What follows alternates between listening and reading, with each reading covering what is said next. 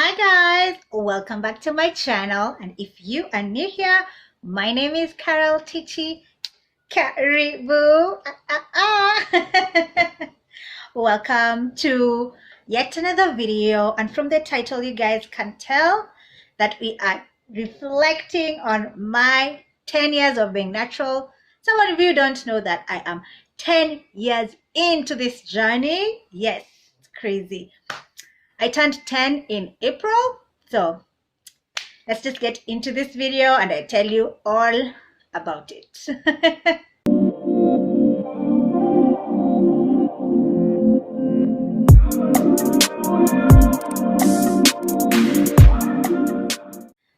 So, like I said, on April, I think it's the first week of April. I can't really pinpoint exactly what day I did my big chop. I was supposed to do a photo shoot this April, but I ended up traveling. If you haven't watched that vlog, I'll pin it up here so you can go check it out, okay?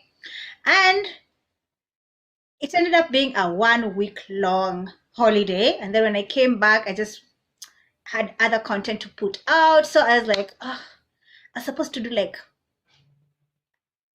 straighten out my hair, do like a photo shoot of some sort, just to commemorate this milestone, but that didn't happen.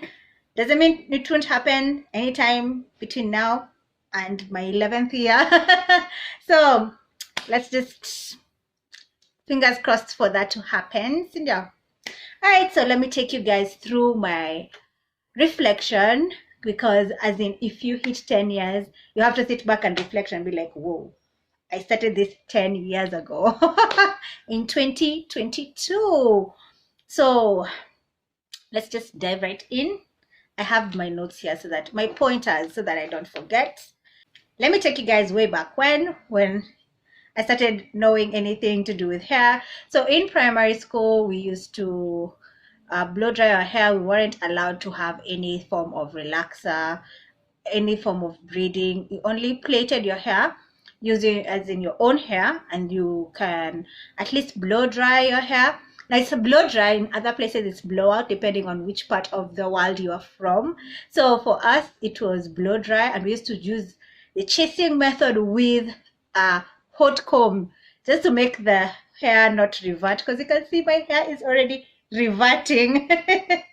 Yeah, so we used to heat train. Now I know it's heat training, but back in the day, just knew we were blow drying our hair.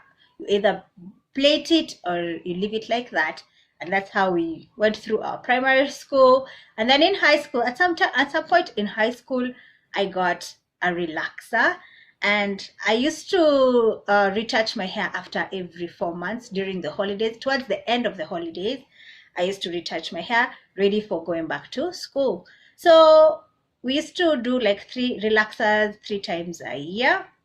Yeah, so that was that. And then throughout uni, but I started knowing about natural hair, the natural hair journey, towards the end of my uni life.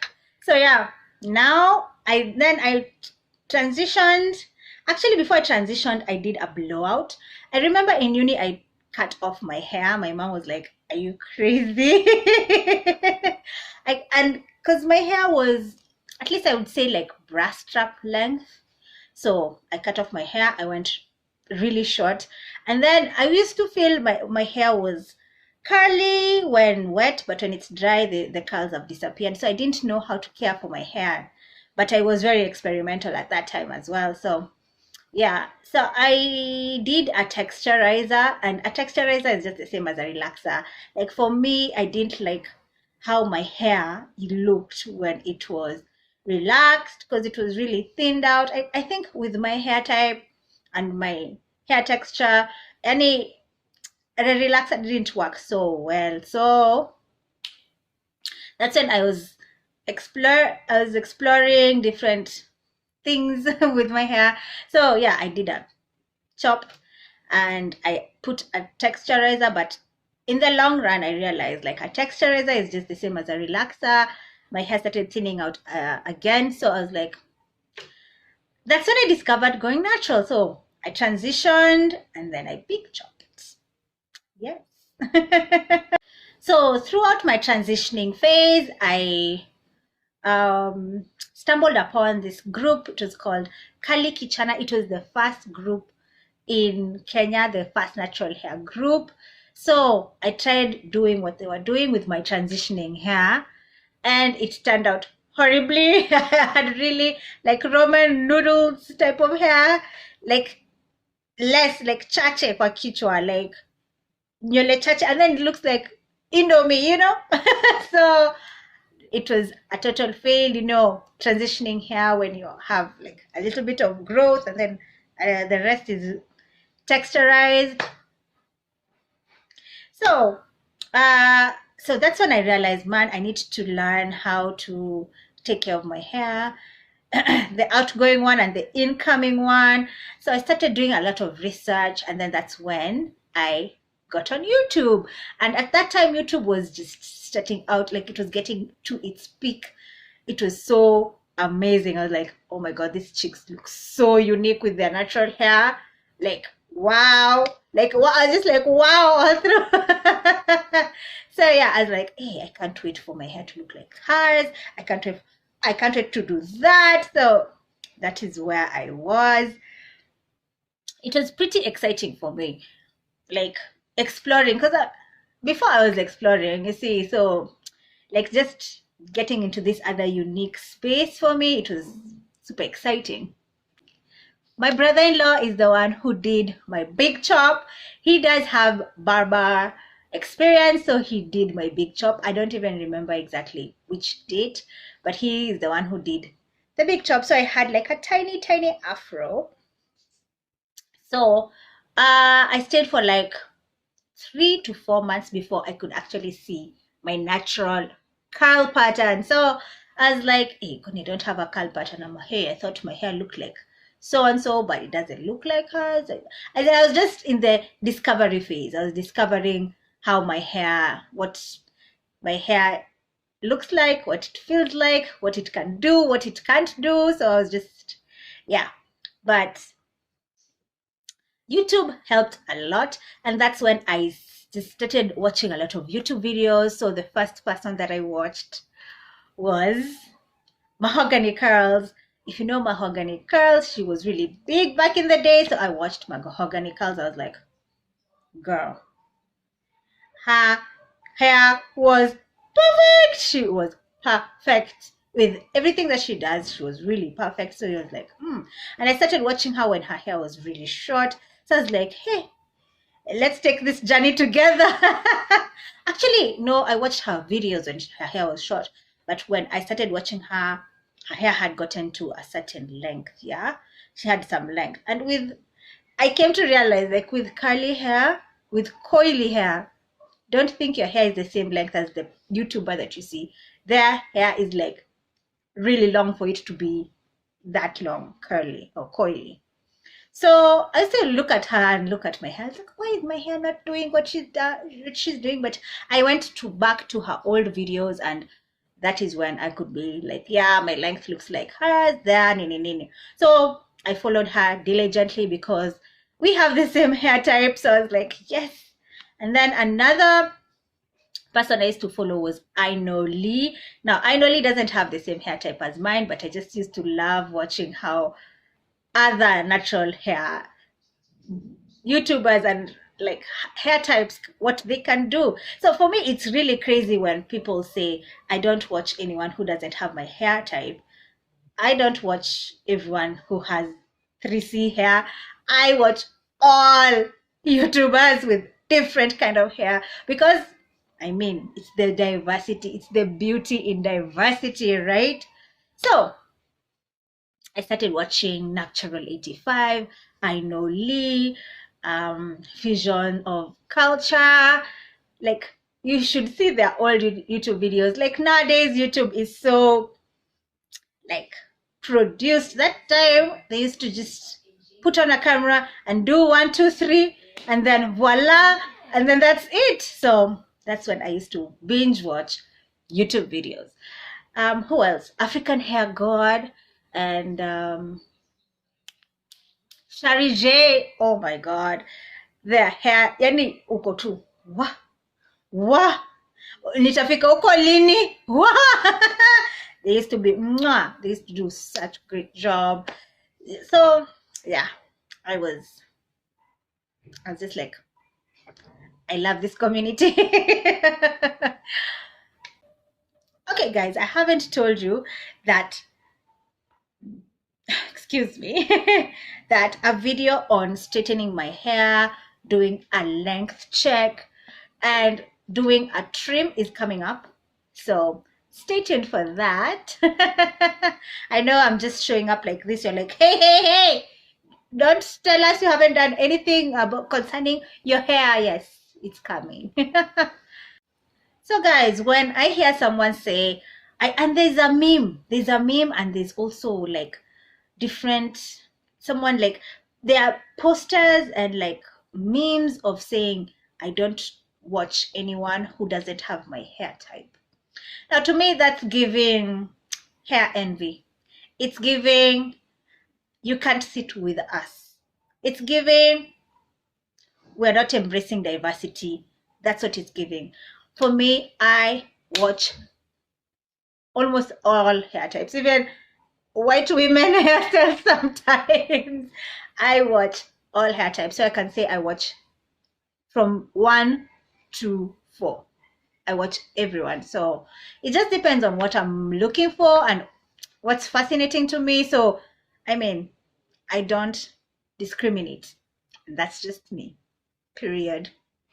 So remember guys, I told you that for the first like 4 months, I did not have any hair, any curl pattern. So I started doing finger coils, trying to like create some form of definition of my hair.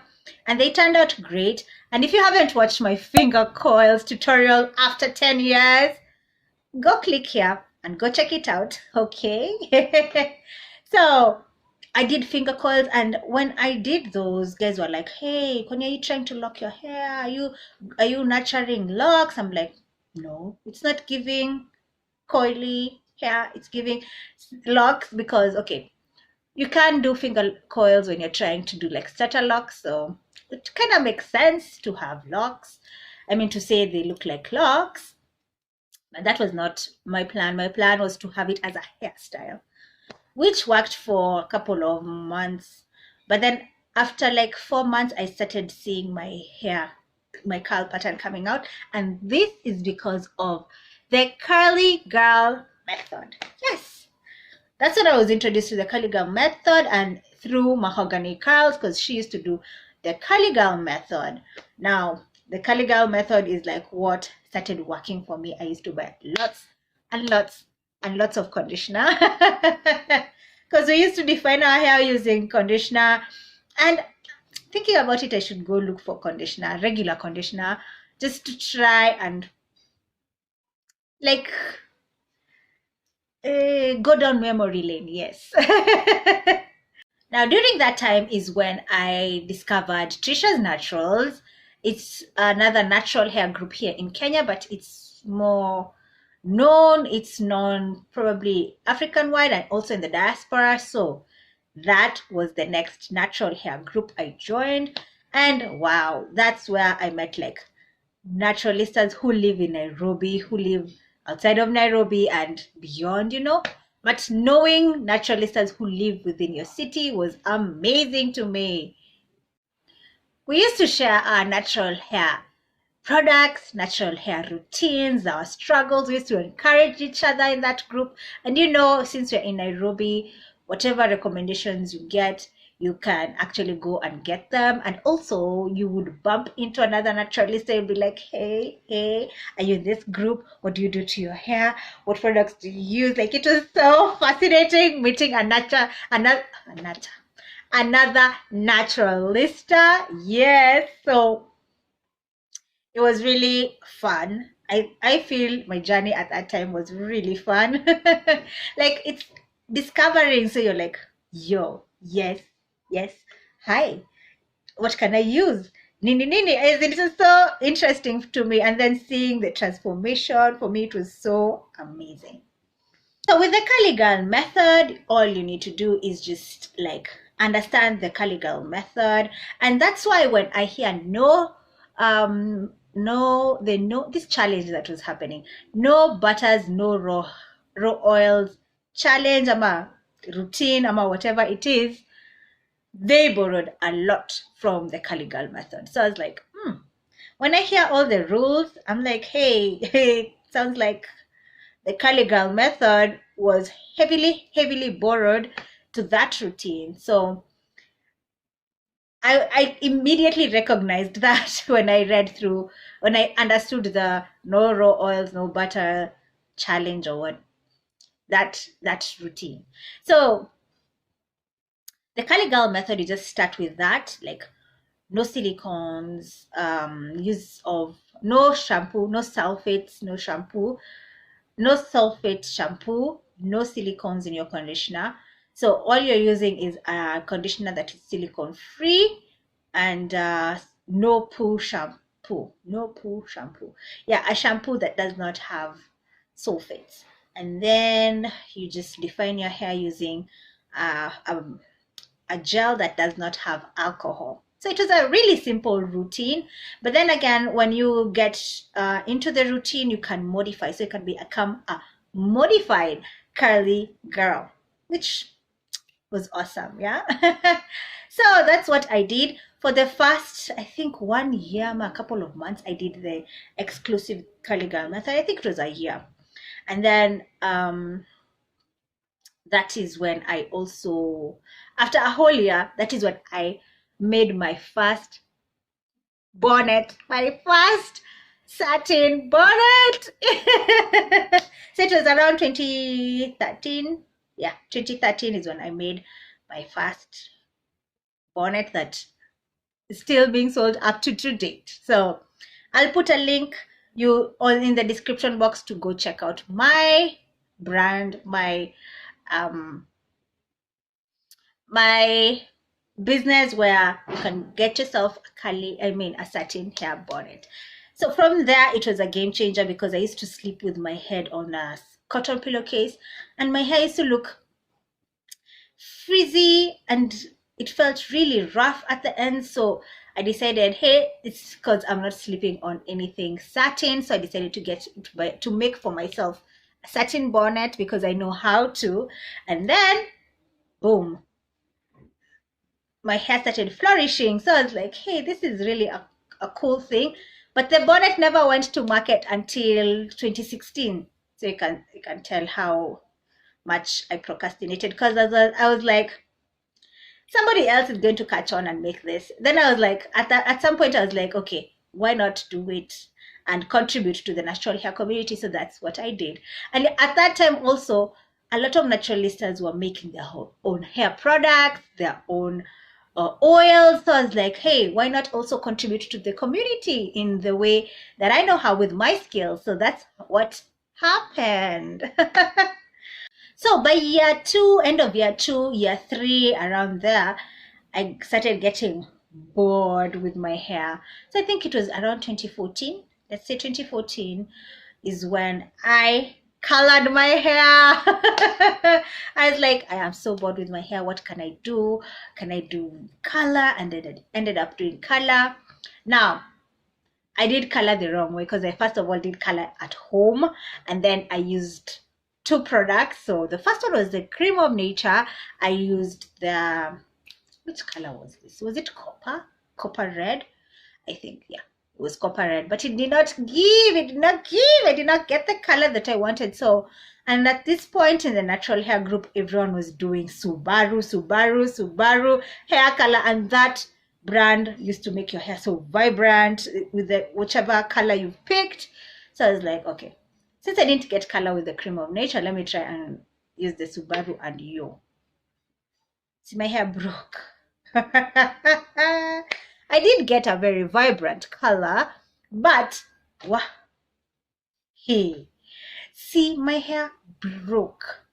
So immediately I knew I have suffered color damage because I think I left it in for longer than I should have. And also I gave myself such a short break between, I think, a month before I put the Subaru back. So I did Cream of Nature and gave myself a month and did the Subaru. And yo, color damage is real, guys. It is real. So my hair was color damaged. I was like, okay, accept and start a recovery plan. So at that time at Trishas Naturals, JC was running a 6-month challenge on the group. So I was like, let me just do this challenge. But instead of doing like mini twists, I ended up doing chunky twists. And my hair started coming back. But you can still see like the ends versus the roots. The roots are thicker, the ends are thinner. So I just used to do chunky twist and pin them up. Chunky twist and pin them up. And then at that time, I was like, how about I challenge myself to do a flat twist challenge? And I did a flat twist challenge, and I did that for almost 14 weeks. So after every 2 weeks, wash my hair, do another flat twist hairstyle. After 2 weeks, wash my hair, do another flat twist challenge, like that, like that, like that, for 14 weeks, which was amazing. I got to learn how to flat twist. So that's my advice. If you're going through a setback, one thing you need to do is first, come up with a recovery plan.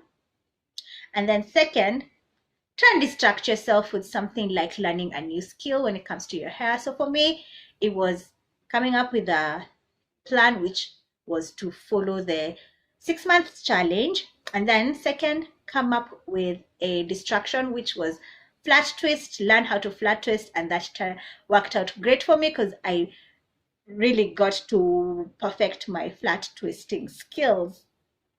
So the whole point of distracting yourself is so that you don't sit there watching paint dry, trying to see, is my hair recovering? Is my hair recovering? Blah, blah, blah. No, you just distract yourself with something else. And then within no time, you're like, hey, my hair has recovered. Look at all this volume. It's back. So for me, it distracted me, and I also wasn't like throwing a pity party for myself, like, why did I do this? How can I do this to myself? And the whole, before I could like see the color go kabisa, it took me around 2 years. So I would say with every setback I went through, it took me around 2 years to fully recover and fully recover the length and all that. So guys, yes. So once I fully recovered, and then what did I do? I just enjoyed my hair, I guess. And there's a time I got really lazy. I became a lazy natural. Do not advise. And then at this time, I had started my business in 2016. So I was like, hey, let me just keep working on my business. Focus really shifts. I didn't focus so much on my hair until 2018. When I started my YouTube channel. I started my YouTube channel in 2018, and guys, I started my YouTube channel when my hair was going through it. Second setback alert. So my second setback was shedding. So I experienced a lot of shedding. So my first setback was breakage. The second one was excessive shedding. So I came to find out that I was low in iron, and with iron, you don't even have to be below the recommended, like the alarming number. You just need to be lower than the recommended number, just lower, not alarming, lower, and you already start seeing the effects. So guys, my hair was shedding. I was like, hey. And then there's a time I was in my sister's room, and my sisters were there. I was like, do you guys think my hair looks thinner? Because I was like, hey, I'm really noticing that it's like I'm losing hair.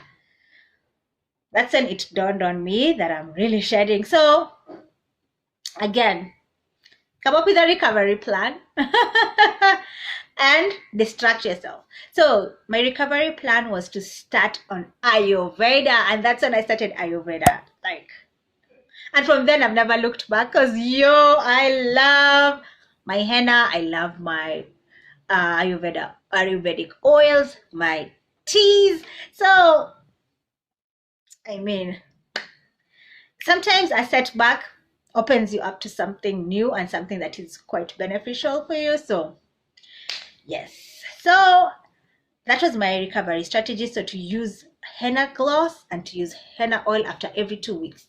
So after every 2 weeks, I would do a henna gloss, and then after 2 weeks, I'll do a hot oil treatment with my Ayurvedic oil. Boom!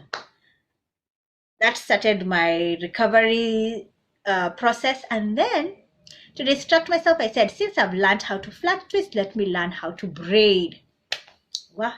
So I learned how to braid. I learned even how to do feeding. So I really like when it comes to distracting yourself, I enjoy learning new skills. So I was like, why not? Why not? So yeah, that was kind of short-lived because I quickly jumped into crochet. So I started doing crochet, but I used to also just learn how to braid underneath. So you see those 2 lines, we call them lines in Kenya. So the little plaits that you do, or cornrows that you do before putting on your wig, I'm a crocheting. I used to do those ones just to practice how to braid and do crochet. So I did crochet styles. I did a lot of crochet hairstyles, girl. What in those 2 years of recovery. So by 2019, and then I used to do hair care challenges just to keep myself accountable. My hair flourished. It came back to life. I'm so thankful. I can't forget to say that I also took some medicine, some iron supplements, which are recommended. So I'm not going to tell you which brand or which tablets to go look for. You need to go see a doctor for that. Yeah, so I did that for 6 months, and then I stopped and then continued with my hair care regimen. And after 2 years, we recovered. So since then, I've just been keeping up with my what's it called, my Ayurvedic treatments. Like I'm not leaving those treatments anytime soon. I just incorporated them into my normal routine. So wash, deep condition, use the treatment before deep conditioning. Yani, trying to incorporate it into your life. I use my hair growth oil. I'm using that term loosely. Maybe I should say as my scalp stimulating Ayurvedic oil. I think that's much better. Yeah. So, and we got here. Huh? Just being consistent with my routine. I mean, for me, I love volume because with my strands, it's hard to get volume, but we are here. I cannot forget to mention trimming because trimming has been so instrumental in my hair care regimen. Like, you see how my ends are? Like, you see how trimming, like even when I was recovering, I used to trim my ends. No need to hold on to those stringy ends just because you're holding on to volume. Right now you can't see well because my hair has reverted. Yeah, like any time when I'm blown by the wind, the hair has reverted. So but you can see my ends, like if you see that other video, you'll see how my ends were looking and now how I trimmed them, and now I'm happy with them. They look nice and full, Yes. Yes. Yeah.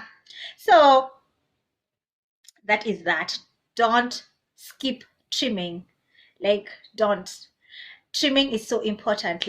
Straighten out your hair, stretch out your hair, do a good trim, and give yourself. I have a trimming schedule. I know some people don't believe in a schedule, but I have a schedule, and after every 4 months I trim my hair.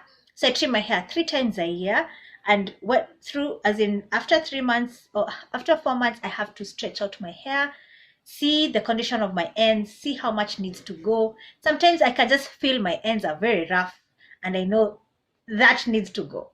And after a trim, your hair feels really nice. Yani, the detangling process is so easy. And then if you don't trim, listen up.